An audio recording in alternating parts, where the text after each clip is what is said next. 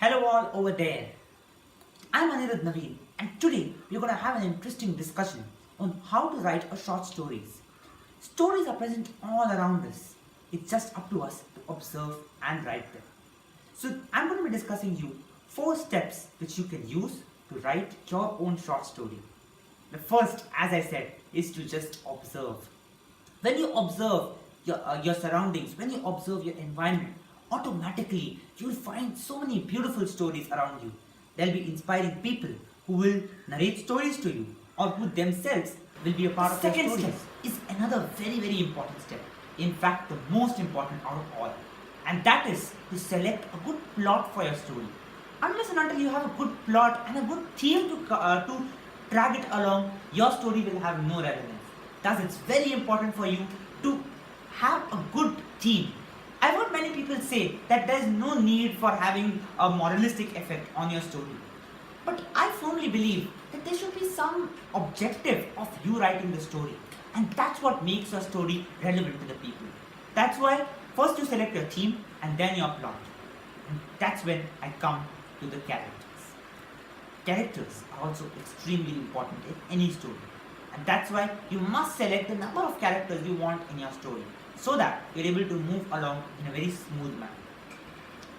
Then comes it's in the second point itself, and that is the part of regionality. Now, when you write a story, if you write it only in one flow, then it sounds very boring. But if you add a few regional effects, maybe if you add a few words of a different language, then it will add real artistic effect to your story.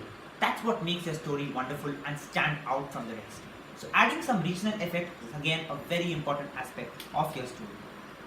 Moving on to the third is that of twists and turns. So when you have good amount of twists and turns in your story, it keeps the reader's attention on your story and will not divert. For instance, if you're starting in a particular situation, you must not drag the story along on the same lines. Instead, if you bring a small twist here and there, the reader will be feeling, okay, I want to read this story. That's why having a good amount of twists and turns in your story will keep the reader's attention, and that's very important. Coming to the last one, and that is the climax, which is the most important part of your story.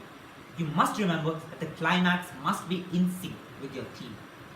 And that's why I told you, when you begin your story, you must have the theme in mind.